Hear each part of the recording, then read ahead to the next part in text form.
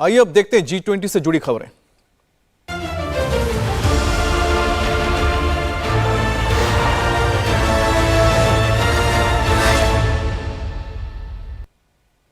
और आने वाले 9 और 10 सितंबर को दिल्ली में हो रही G20 समिट के लिए देश की राजधानी तैयार है। दिल्ली को अब अपने दुनिया भर के उन मेहमानों का इंतजार है जो G20 में हिस्सा लेने पहुंच रहे हैं।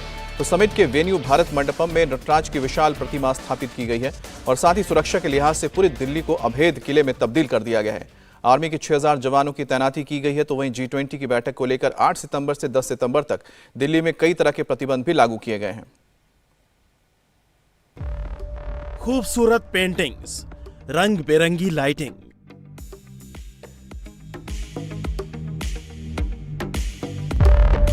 एक से बढ़कर एक नजारे, दिल पुकारे, दिल्ली आ जा रे।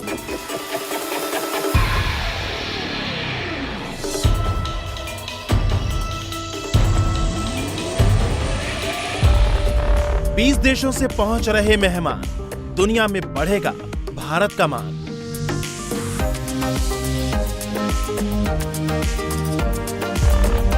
G20 के लिए दिल्ली तैयार, दुनिया भर के मेहमानों का इंतजार।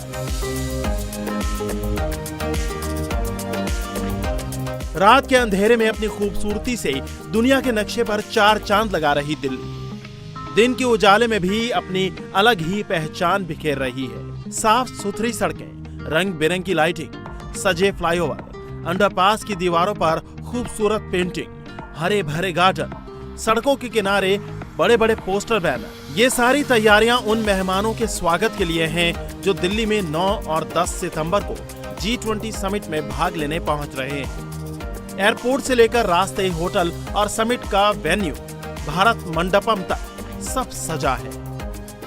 G20 की बैठक को लेकर भारत पूरी तरीके से तैयार है। नई दिल्ली में सजावट से लेकर सुरक्षा पूरी की जा चुकी है। एयरपोर्ट से लेकर प्रगति मैदान तक, प्रगति मैदान के अलावा जहां पर राष्ट्र अध्यक्ष रुकेंगे, अलग अलग होटल्स में सब जगह तैयारी पूरी हो चुकी है।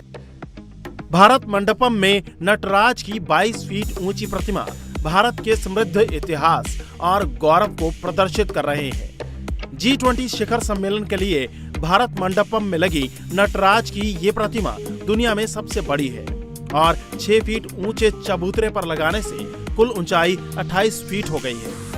18 टन वजनी इस प्रतिमा को लॉस्ट वैक्स तकनीक से बनाया गया है। ये प्रतिमा तमिलनाडु के स्वामी मल्लाई जिले के कलाकारों ने बनाई है। ITPO के भारत मंडपम में शिव नटराज की प्रतिमा लोगों के मन को मोह रही है। मेहमानों के लिए एयरपोर्ट पर स्वागत से लेकर होटल में खाने पीने तक हर जगह देसी टच दिया गया है। G20 को लेकर भारत तैयार है और पालम टेक्निकल एयरबेस के पास MiG-21 की जोधपुर स्क्वाड्रन से लेकर पूरी तरह से सजाया संवारा गया है। उसके साथ यहाँ पर सभी जो हेड ऑफ स्टेट आएंगे उनके राष्ट्रीय ध्वज को लगाया गया है। भारत का तिरंगा लहराता हुआ है। तो वहीं 3D स्क्रीन तैयार की गई है जिस पर G20 का एम्बलम और उसके अलावा जो वीडियो है वो चल रहा है।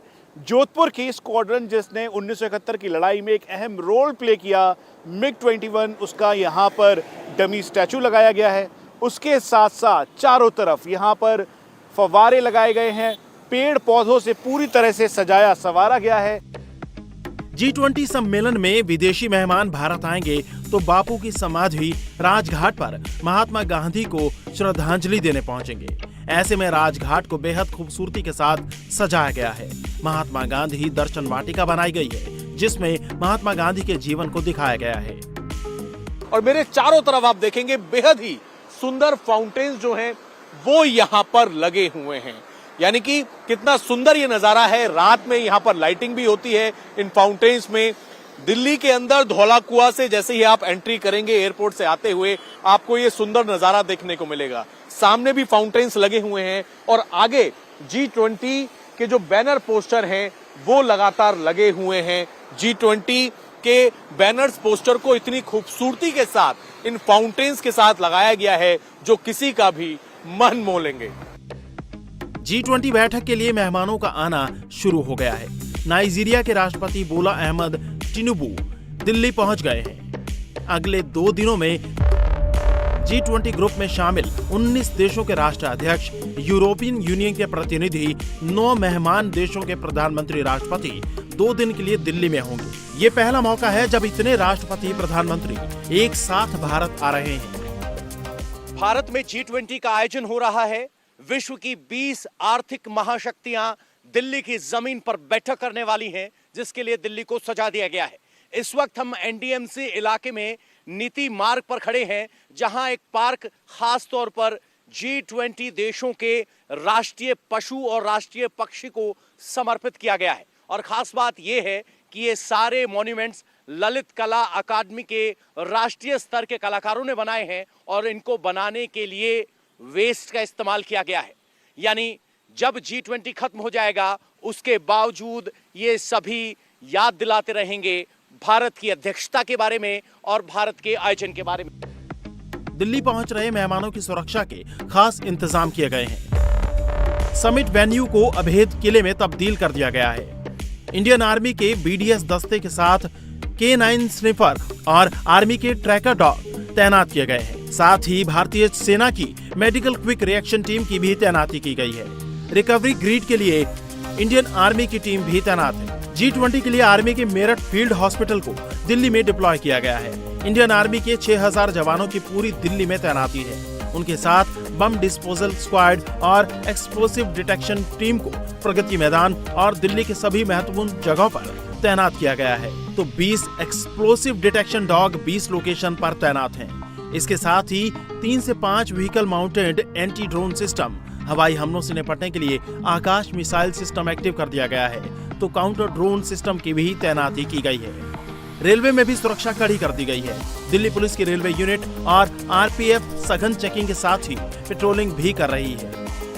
जैसा कि आपने कहा था, डार्क स्पॉट्स वगैरह सारे आइडेंटिफाई किए जा चुके हैं। रेलवे अथॉरिटीज़ को ऑलरेडी लिखा जा चुका है कि वहाँ पे जितना जल्दी इल्यूमिनेशन हो सके वो करवाया जाए। उसके अलावा हमने अपनी आइज़ एंड ईयर्स स्कीम के तहत सारे स्टेक होल्डर्स को सेंसिटाइज़ करना काफ़ी पहले से शुरू कर दिया था।